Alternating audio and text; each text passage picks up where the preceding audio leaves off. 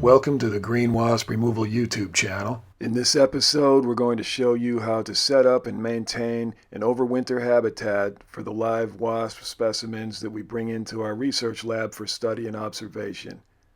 We'll be focusing on two invasive species of wasps, which are Polistes Dominula, or the European Paper Wasp, and Vespula Germanica, or the German Yellowjacket. As you may recall from our previous video, back on October 19th of 22, we found a hibernating German Yellowjacket Queen inside a relocated nest that we'd been monitoring in our outside field lab. When that nest had died out naturally, we opened it up and captured the hibernating queen. And in this video, we'll show you how we get her set up to overwinter in our inside research lab. We'll go over how to heat treat any items you bring into the habitat from the outside to avoid transferring any pathogens or insects or parasites into your habitat. We'll show you how to set up a simple feeding station that you can use to collect live wasp specimens in the field and bring them back into your research lab habitat. We'll also show you another habitat we set up for about a dozen Polistes Dominula, or European Paper Wasps, that we captured on August 25th of 22 during a wasp removal job at a local business. You may recall as part of that job the infamous buffalo butt nest removal. Some of the Polistes Dominula specimens we captured that day, we decided to overwinter in a habitat we show you here. So let's begin by going back to October 19th when we first captured this hibernating Germanica Queen in the nest that had run its course for the season. We pulled her out of that nest and we brought her into the research lab. And we'll take it from there, show you the entire process of setting up her habitat in the research environment so you can possibly replicate that on your own at some point, should you choose to do that. As you can see, we've got her in the habitat now. We'll be adding food and water and things for her to climb on and that kind of thing in a minute. For now, you can notice right away that as soon as you bring her inside into the habitat where the temperature is warmer, she begins to become more active. Out in the nest, in the cold of maybe the high 40-degree weather of October, she was very immobile. Almost looked dead, barely moving, but as soon as you warm her up, she becomes active. So let's go ahead and set up her habitat. First, we'll get her something to eat here. Typically, we feed the wasps honey because all they eat as adult wasps is sweet carbohydrate fluids. In the wild, that would mean nectar from flowers and that sort of thing. Here in the research lab, we always give them honey. So we'll put this right here for her, and she'll figure out that that's something she can eat, and she'll be hungry. She'll start eating right away, typically. There she goes.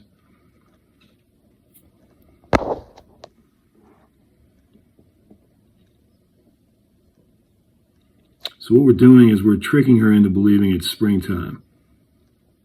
And you never know, maybe she'll even start making a nest for us if we can keep her alive and simulate springtime.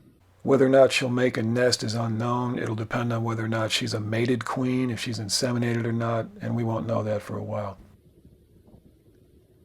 You see how she dives right in and starts drinking. They're usually very hungry when they come out of any type of hibernation. And for clarity, we should note that when we found her in that nest that had already wound down for the season and had already been pretty much killed off by the cold weather, she was not actually in full hibernation. She was in a pre-hibernation state. Don't go too crazy there, lady. You're going to get stuck.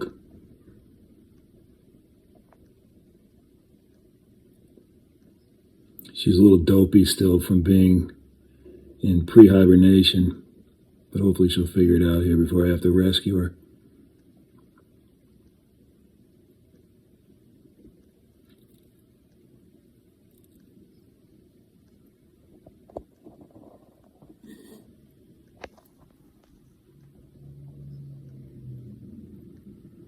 There she goes. You don't want it to become a glue trap. But when they're a little disoriented sometimes, they will get stuck in the honey traps. There you go, hon. Come on. Let's get you out of there.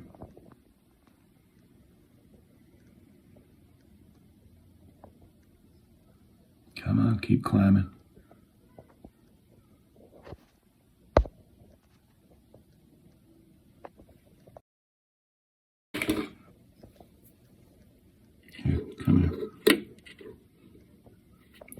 There you go.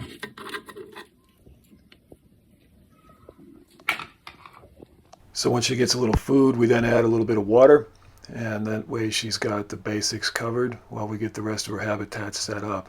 The next step is to add a few items into the habitat that she can climb on and use as shelter and that sort of thing. These are items that come from outside.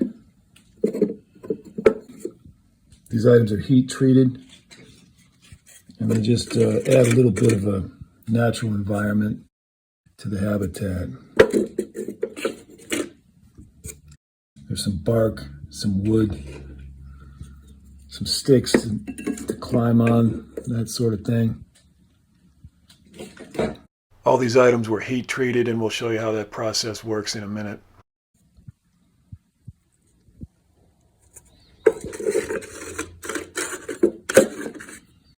These are little shelter items that she can hide underneath if she wants to.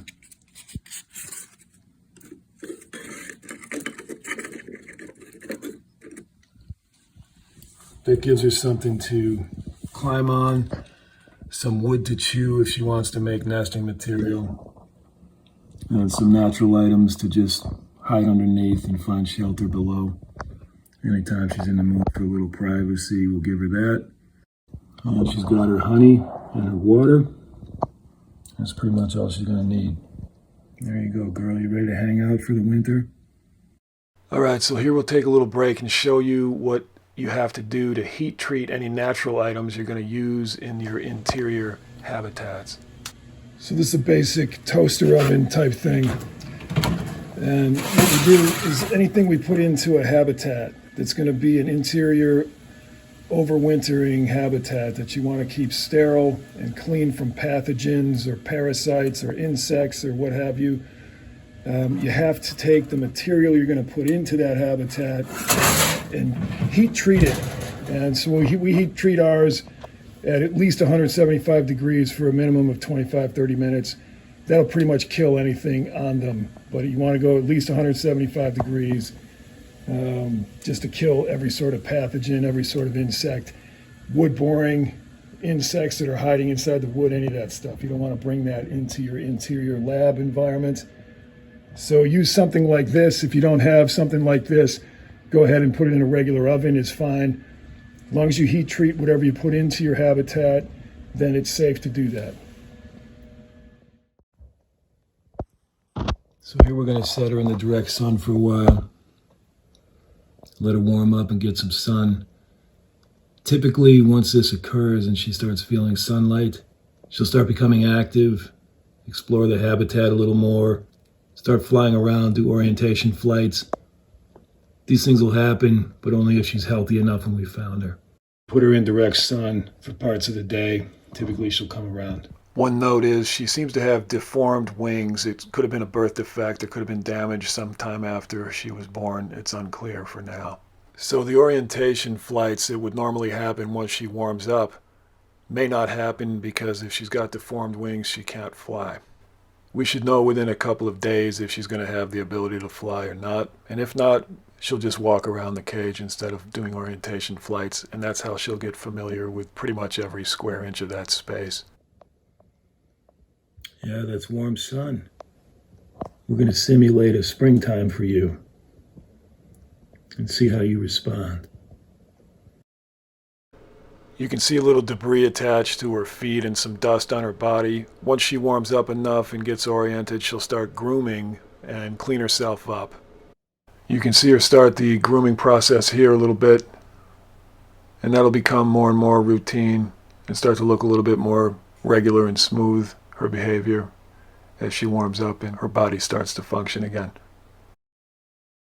You'll also notice as her body warms up, she'll begin to react more to the sun by attempting to climb the glass and face the sun and attempt to move toward where she knows and feels the sunlight coming from. You'll see her start to engage in her natural climbing behavior, which is instinctual. They typically always want to climb up glass or wood or whatever they have in front of them at the time. She has a limited ability to move right now, so she can't climb the glass, but she certainly gives it a try. And that's just natural when the sunlight hits to try to climb. As her bodily functions begin to come back while she's warming up, you'll see her start to pass waste here again. That's a good sign, actually. You want to see that happening because that means the body's starting to come back online and all of her systems are starting to work right. She'll slowly begin to explore more of the objects in the habitat with her, the wood, the sticks, whatever's in there. Eventually, she'll explore every single inch of the nest until she's very familiar with the whole habitat. And typically then she'll start flying. If she still has the ability to fly, that remains to be seen. But it's unclear yet if she's a healthy queen and she has the ability to survive once she gets warmed up. If she's healthy enough, she'll start taking orientation flights, especially when there's sun inside the cage. That tends to be when they do their orientation flights. You can tell she's trying to move her wings, it looks like here, but normally they'd be kind of buzzing and making a typical flight sound at this point, but that's not happening. As she gets familiar with the layout of her habitat, you'll begin to see that she becomes familiar with where her food is, where the water is, and she'll make frequent passes toward those as she explores. It requires a lot of energy for her body to warm up again after a pre-hibernation phase. So she'll actually consume a lot of carbohydrate fluid, in this case honey, as she wakes up. The pattern seems to be she'll come in, she'll get some energy, she'll eat a little bit, and then she'll use that energy to go out and explore some more, and then she'll come back, do it again. It becomes kind of a repetitive thing. You can see her physical movements here are still a little bit jerky, a little bit less smooth than they would be after she's more awake. So as the day went on, you can see she was getting more and more mobile, exploring more of the cage, and she was doing pretty well, staying mobile, but she was not flying. So it appears that she's unable to fly, and that's okay. She'll do most of her navigating by walking around. Another thing we noticed was that she would attempt to climb the glass, but she was actually unable to climb the glass, whereas a lot of other Germanica wasps can climb right up the sides of the glass, as you'll see later in the video here when we introduced a few extra Germanica wasps into the same habitat. For now, as we move into October 20th, she started to get more familiar with her water dish, which is the one she's on now, and the honey dish, and she was able to get drinks when she wanted to, so everything was going smoothly for her basic survival needs inside the habitat.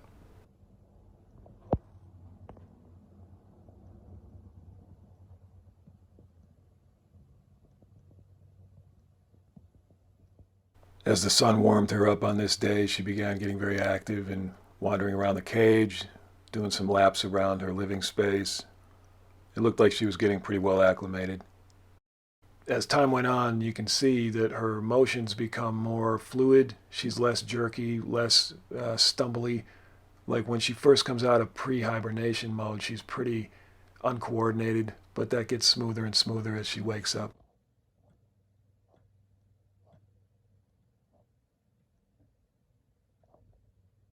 On October 20th here, she took a really long time to eat honey at one point during the day and really fuel up and give herself some energy. So it seems that her body systems began to really kick in here on the second day in captivity. We're going to cut this honey drinking clip short because she actually stayed there for a long time, many, many minutes, just doing this, just filling up with energy, carbohydrates.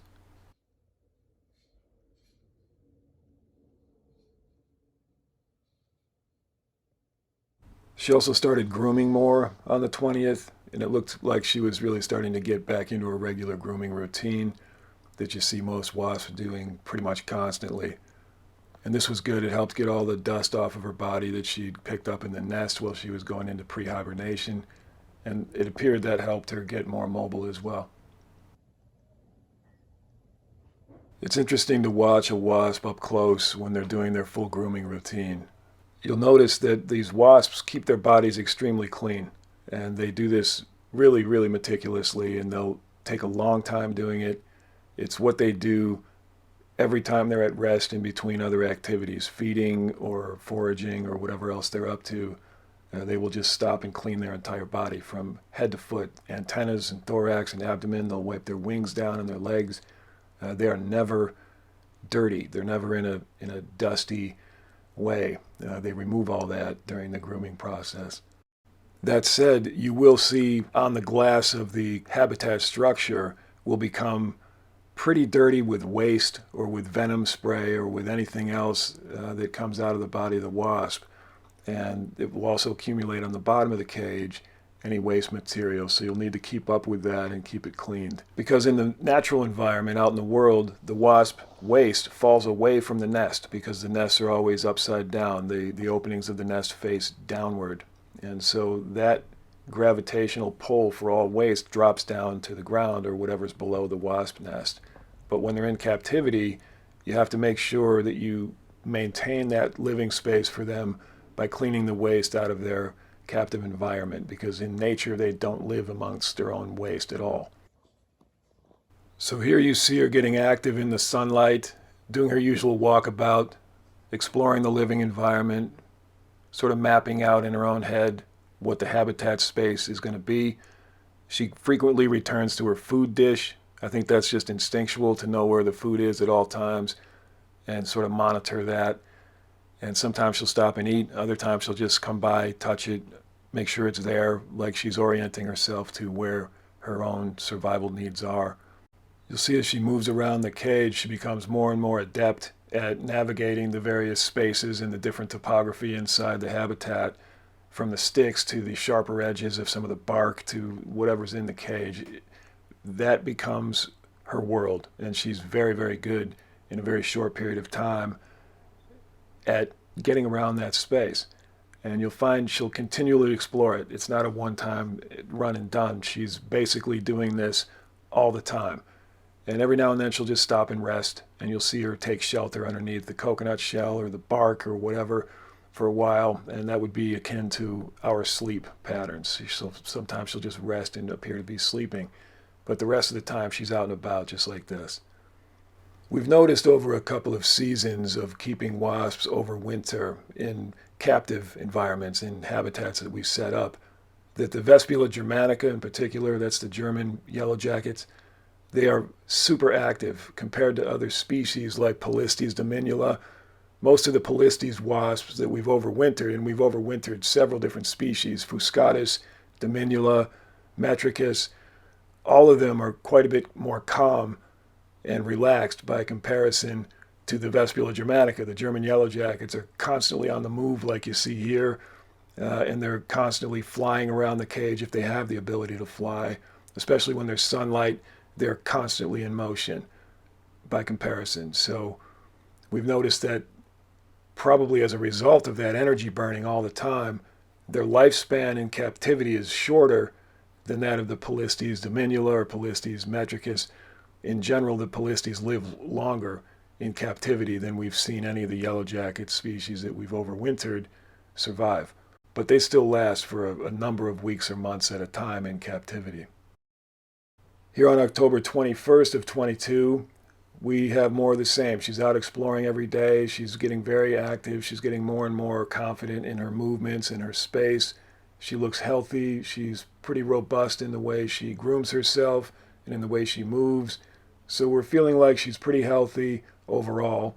So at this point, we decided we'd probably go out and capture a few more Vespula Germanica in the wild just to bring them into the habitat along with her. So we decided we'd set up a feeding tray outside in the field lab area and attempt to capture a few of her same species, Vespula Germanica, German Yellowjackets, and introduce them into the habitat with her just to see how she would do with some roommates. All of the wasps from her original relocated nest that we found her in had already died off during the cold parts of October, or moved on to mate elsewhere or to move out into the other parts of the environment. But there were a few days in late October where the temperature warmed up enough here that we were able to see quite a few yellowjackets out and about. So when we set up the feeding tray the next day, which will be October 22nd, you'll see here coming up in a few minutes, that tray did well. It attracted a bunch of yellowjackets. These were all yellowjackets, just like her Vespula Germanica, but they were all from different nests that had not yet died off for the season. So what you see now is still October 21st. This is her just kind of exploring her environment, getting something to drink, something to eat, whatever, over the next day or so. It's the following day that we introduced the additional Vespula Germanica specimens to this habitat so that she'd have some roommates to live with. Vespula Germanica is a social wasp species, which means they live in large colonies, typically in the wild. So we did not want to make this one overwinter by herself. That didn't seem right, so we wanted to add in a few wasps of her same species just to kind of keep her company. So here on October 21st, this was her last day of hanging out by herself as she was getting familiar with her cage, and we were just sort of grading her health status. And we came to the conclusion after these couple of days on her own that she's healthy. She seemed to acclimate okay to being in captivity. The only issue she has are the deformed wings where she's unable to fly. And we're not sure if that was a birth defect or some kind of damage after birth or what happened to her exactly, but it appears she'll never have the ability to fly. But otherwise, she seems perfectly normal so far. And so we thought it'd be time to introduce some friends into her habitat here. And so we did that on the following day, as you'll see coming up next. And of course, we say introduce friends, but the fact is you never quite know if they're going to get along, whatever wasps you put into the same habitat. Typically, they're going to establish their own dominant structures and so forth. So that remained to be seen whether or not they'd actually get along. So here on October 22nd, we captured 3 Vespula Germanica specimens that were just workers, female workers, and we put them into the same habitat along with our queen, Vespula Germanica Queen. So we'll take a quick break here to show you how we collected those specimens in the wild.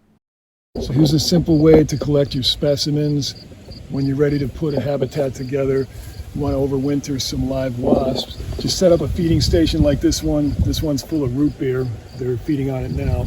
Whenever you find them feeding, take a jar like this, put it right over the wasp while they're feeding, and capture them. It'll fly up into the container, and you have your specimen for your habitat. So you just unscrew this inside the habitat, let them fly into the habitat, and you're good to go. That's how we generally will collect our specimens for overwintering.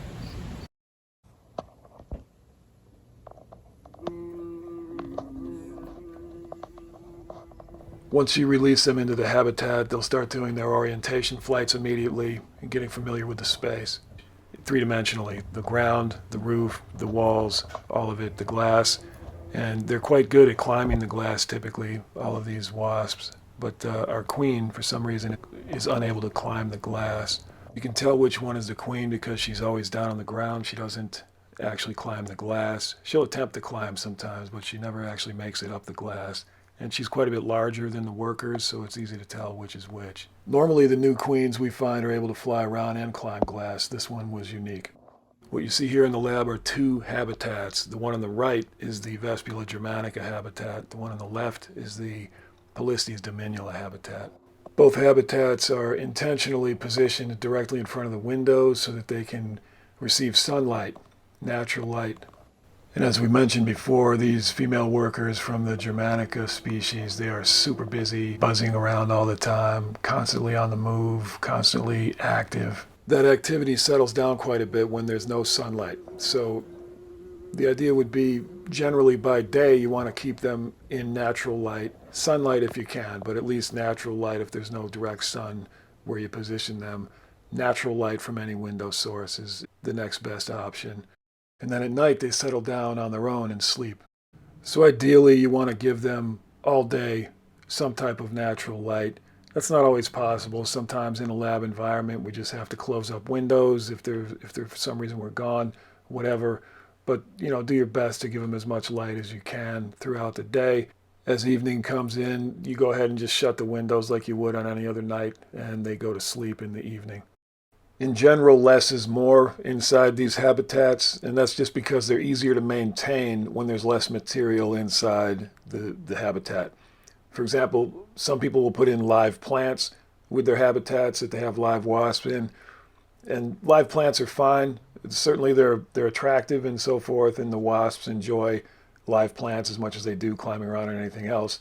However, Live plants can bring in other organisms you don't want, some pathogens, some parasites, some fungus gnats and fruit flies, all that kind of stuff that ends up breeding inside live plant soil and so forth. We prefer not to have that in there. So everything we put into these things are heat treated, and there's no possibility for transfer of other organisms. So as you can see here, our queen pretty much just lays low. She doesn't interact a lot with the other wasps, and she doesn't fly or climb the glass. You can compare her behavior with the others that you see in the cage. The other Germanica wasps are constantly climbing the glass and flying around. And that's just something that this queen usually would do, but for some reason ours is unable to do that. And if you look at the Polistes next door, the Polistes Dominula, they spend a lot more time just sort of sunbathing and hanging out in groups, and they don't necessarily get quite as active throughout the day. You'll find it's actually quite relaxing to observe wasps as they go about their day-to-day activities inside these habitats. So if you need a moment to slow down, get out of the world chaos, and just chill, they're kind of a great activity to just relax with. And despite their high level of activity during high sun periods, they're actually quite graceful in flight, especially if you slow down the footage and you watch the wasp in flight. That slow motion footage really shows you how they can master the space inside these habitats.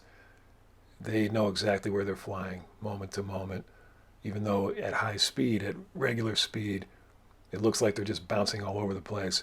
They're actually quite good at navigating that space, and you can watch that as you replay the footage in slower motion.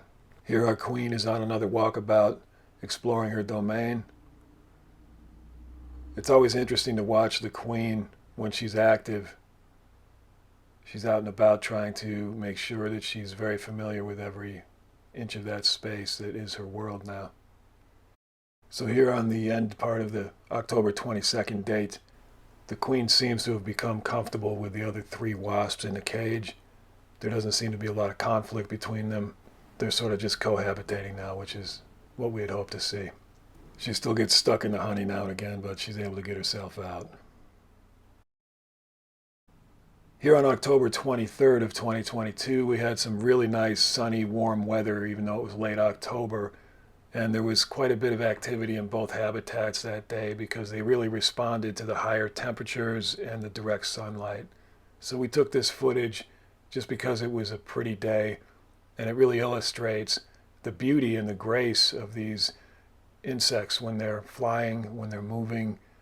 They really are beautiful to observe, and it's very relaxing and very peaceful to just sit back and watch them sometimes. On this date, there were still probably about 11 or 12 Polistes Dominula in this habitat that were still alive and still active. Even though they're an invasive species, the Polistes Dominula, or the European Paper Wasp that you see here on the left side habitat, these make great study subjects, great captive study subjects, because when you set up their habitat, it's a long-term thing. They will live inside there quite readily for a very long time. We've had them up to a year easily with no trouble at all. Some always die in that process, but many of them survive for a very long period of time. So they're great study subjects, and they're just quite beautiful wasps. And despite the fact that they're invasive in North America, in their own environment where they belong overseas, they're as important to their ecosystem over there as our local Polistes are in North America.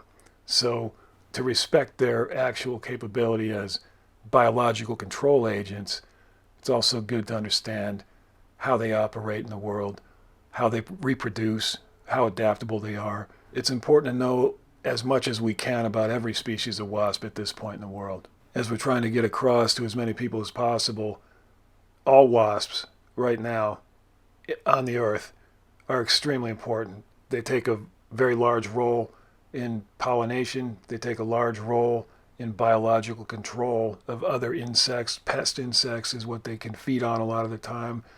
Pest insect control is a huge thing because we dump so much toxic poison, pesticide into the environment trying to control pests when in fact, if we just allow wasps to do what they do naturally and encourage them to do that, they will control a lot of our pests for us with no toxins in the environment. So we need to understand these insects as much as possible, and we need to be able to replace a lot of our dependence on chemicals and poisons with this sort of biological control that's all natural and leaves no toxic residue in the environment. So hopefully, if we study wasps well enough and long enough, we can learn how to use them better in the environment, how to protect them, and how to use them to our advantage. Unfortunately, it's looking more and more likely that the day will come when the vast majority of insects on the planet are at risk of going extinct or actually become extinct.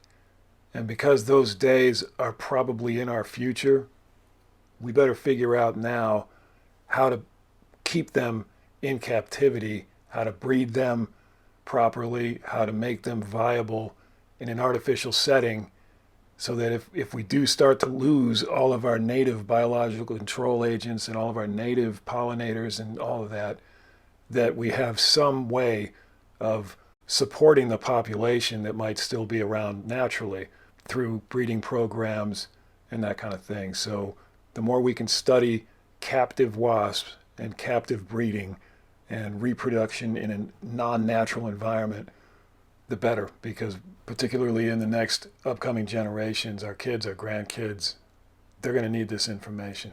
So at this point in time, we still terminate invasive species like the two species of wasp that you see in this video, the Vespula Germanica and the Polistes Dominula. But that may end. There may be a time coming up when these are the wasps that now exist in North America, and if they're the ones that take over, so be it. They're going to be the ones we need to work with. They're going to be the ones that we rely on. So again, the more we know about them, the better.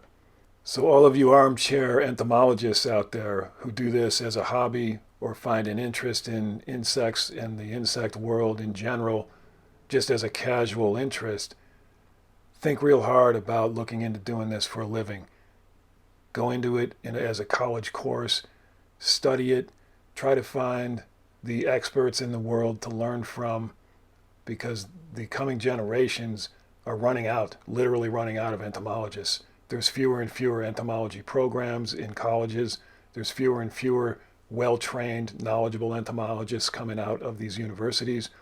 We need more people in this field, and it's going to become more and more important, the field of entomology, as we move forward in time. So by all means, if you have an interest in it, take it seriously. Document what you see, what you do, and think very carefully as to whether or not you want to make a career change and actually get a degree in this stuff and pursue it for a living, because we need you. So for the last 6 minutes or so of this video, we're going to go ahead and add a music track or two and just allow you to just see the footage that was shot on October 23rd here in these two habitats. Polistes Dominula, European Paper Wasp on the left, Vespula Germanica, the German Yellowjacket on the right. Enjoy the footage. If you have any questions about setting up wasp habitats for overwintering or any time of year, really you can do this any time of year you like. Shoot us something in the comments so we can answer for you, and we'll be happy to do that. In the meantime, thanks for watching. We really do appreciate all the support we've gotten in the YouTube community. It's been a blast this year putting up content for you and responding to all the comments and so forth that we get from you. It's just fun. So we'll keep it up as long as you guys have interest. Remember to like and share and subscribe and leave comments, because that's how we can reach a wider audience and grow the channel and bring you more content. Thanks again, and have a good one.